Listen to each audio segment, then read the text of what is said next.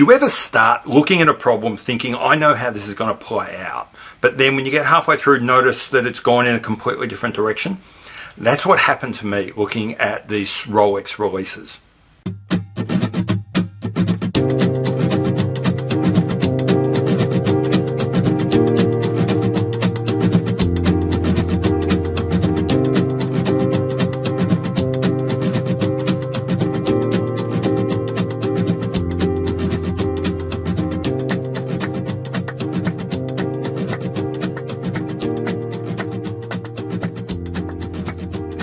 Hi, welcome back to Not So Obvious Watches. I'm Pete McConville, and this is my hot take on the new Rolex release watches. It's going to be primarily the Submariner, but I'm going to talk a little bit about the Oyster Perpetual as well. To be frank, I found it kind of difficult to do this video. I'm not into Rolexes, and there's a whole bunch of reasons for that. And one of the reasons why is when we do talk about the watches is, frankly, I struggle to tell them apart. When I was a car guy, I used to love cars, and I still do to some extent, but I always struggled with American cars. Because with American cars, there are so many made, and they're so similar to each other, that in order to tell the difference between these cars, you had to go to a level of detail that I had no interest in. You had to know that this was a car that came with an engine made in the Windsor factory as opposed to the Cleveland factory. You had to know that this car was particularly important because it came with this paint code that was only used on these 6 cars with this particular transmission, and no other cars had that particular combination of paint and 8-track and automatic transmission.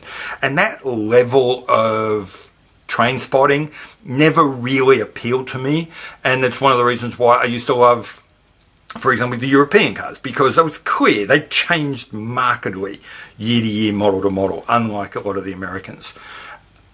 I find Rolex is kind of like those American muscle cars, that to know the difference from one to the other, you've really got to be paying attention to a level of detail I'm not particularly interested in. So when I'm looking at trying to figure out what's going on with the latest sub, yeah, look, I could read on the page that this watch was different to that watch, but not in a way that was really worth talking about for me. Lots of other people have covered that technical detail, and if you're interested, go watch them. So I was borderline giving up. I was borderline just going to not bother.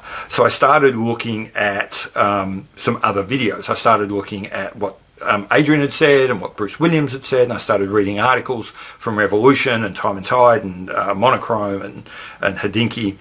And it was as I was doing that I found something interesting.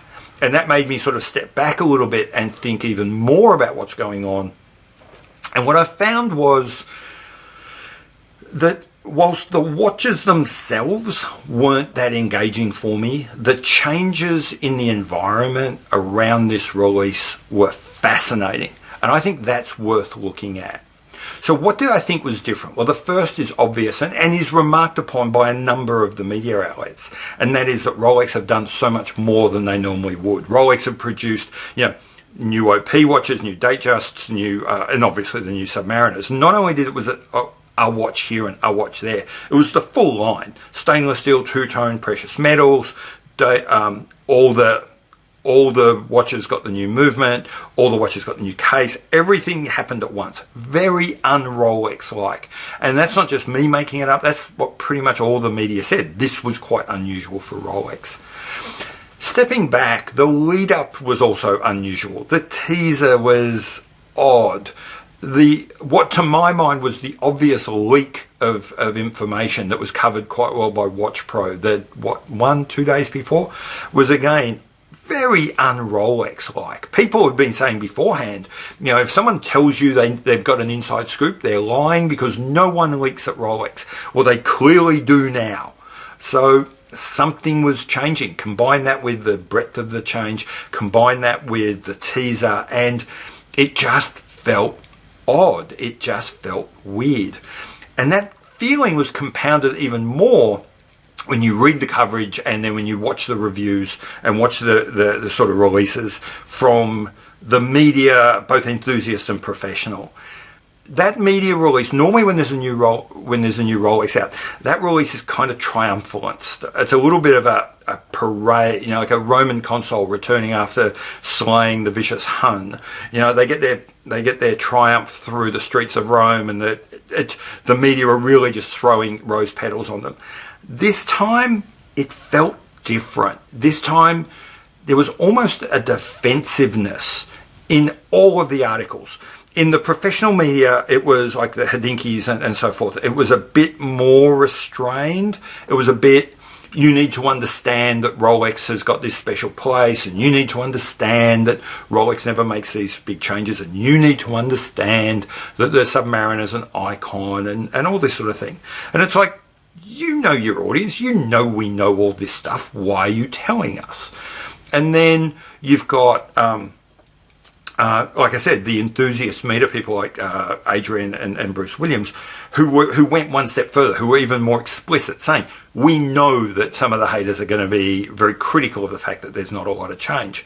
But, and it was very, as I said, it was very odd. It was very self-conscious. It was very defensive of Rolex. And combine that with Rolex's own behavior, and yeah, this was a very, very different release, indicating that something has changed. Now, the most obvious answer is it's 2020, you idiot, and haven't you heard of COVID? And of course that would have made huge differences to Rolex. You know, it did start to sort of reveal the other side of some of what we say about Rolex and their relationship with trade shows and other brands. I think it's kind of a truism that Rolex does most of the marketing for the whole watch industry, and that's true. I'm not going to dispute that. And that Rolex is the magnet that brings everyone else to a show. And again, that is absolutely true. I'm not going to dispute it. But I think what we saw is that it's not entirely a one-way street. That in exactly the same way as if you're taking a photo of landscape, you'll often want to put a person in the picture to give scale to that great majestic cliff or that huge towering oak or whatever, because otherwise it's hard to tell. And I think we saw a bit of that with Rolex. Taken out of Basel, where they stand as a giant amongst all the other dwarf trees, then we kind of lose track of how big this is. We needed the media to sort of step in and tell us, oh, you know, like, you know that there's not a lot of change going on, but this is a big deal. You know, don't dismiss this. This is a big deal. They kept telling us that this was a really big deal. And the second thing is Rolex. Yes, Rolex brings most of the people to the show, but it's the show that brings all of the media and all of the hype and all of the speculation and all of the articles and gets the hype train rolling.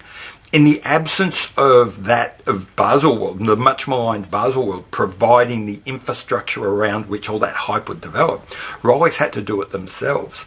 So look, you combine those two things, say COVID madness, not as much going on, everything's all over the place, and you can kind of understand some of what happened. You can kind of understand why Rolex had to prime the pump a little bit and get some of its own hype going. You can kind of understand why Rolex felt they had to make a bigger splash than normal by releasing a bit more, because they didn't have all the hype going on around the brand. You can understand why the media had to kind of pump it up a bit more, make it, you know, put a little bit of a cherry on top, because otherwise we might miss that this is actually a really important thing. All of that is true. But I've also been thinking, I think there's more. And we're going to stop talking about the Submariner now, because I think the really important part is actually going on over here with the Oyster Perpetual. And I don't know whether all the hype around to be honest, this is the part I'm really unsure of, was all the hype around the Submariner to distract us from what's going on with the Oyster Perpetual, or was it to bring more attention so that in the long run more people will notice what's going on? And the reason I think that, frankly, the Submariner is the new Submariner is, yeah, it's important, and yeah, it's good to get that update, but I don't think it's the main game, is because that's not where Rolex makes their money. We, in the watch industry, in the watch enthusiast world, think of Rolex as a steel sports watch manufacturer. We think of them as the Submariner and the GMT Master and the not Navitimer, the sailing thing, Yachtmaster, and all that sort of stuff. But that's actually not, that's their Rolex's halo products. That's not their cash cows. Their cash cows are the Lady Datejusts. Most people in the industry would routinely say this. Bob's Watches did a big article on it last year where they were quite open about the fact, and they said, industry sources across the board believe that the Lady Datejust is Rolex's biggest seller, outselling every other watch in the market. That is really interesting. And when you think about that, think about the kind of person who buys a Lady Datejust. Now think about the kind of person who will quite happily ditch their Lady Datejust because they're not really that into watches for an Apple Watch. Now think about how many people are buying Apple Watches. And now take all of that and think, I wonder what's happening to Rolex's income. I wonder what's happening to Lady Datejust sales. I wonder if, in the face of Apple Watches, those Datejusts are looking a little bit old, a little bit tired, and a little bit passé. So what do we get? Brilliant, vibrant, 36mm, not ladies' watches, but clearly intended for ladies in the Oyster Perpetual line. I think that is the most important watch in this release. I think those watches are the ones that are designed to shore Rolex's position in the market. They're the ones that are supposed to try and bring in more money. You know what? Rolex had a wait list that they could have not changed the Submariner for the next 10 years, and you would still have a wait list. That they did not need to update. They wanted to. It's nice. It's part of the Halo model. Definitely generates hype. But updating the Submariner will not sell one more Submariner for them. But that hype engine, that discussion, that certainly plays into the idea of we're going to fundamentally shift how we look at where our money really comes from, which is in those 36 and below millimeter sizes, directed primarily at females. So I think that's the big news out of this. I think that the change in behavior, yeah, sure, a lot of the change in behavior came from COVID and 2020 stuff, but I think the real cause of a lot of this, and I think we're going to see this through next year as well, and probably forever, is as Rolex is losing some of its cachet in its cash cow area, the Lady Datejust area, and is having to fight with Apple Watches in a way that the Submariner and the GMT Master and the Daytona never have to. They're going to be working doubly hard in their marketing, and they're going to be doing everything within their power to generate as much hype as they can. And they're going to have to do that in ways which bring in more women to buy more watches without alienating the men. And I think that's the whole strategy of what's happened in this release. And I think that is really interesting and worth watching. Anyway, so that's my take on what we just saw out of Rolex. Interested in your thoughts? Stick them in the comments below. I've been Pete McConville. This has been Not So Obvious Watches, and I'll see you later. Bye.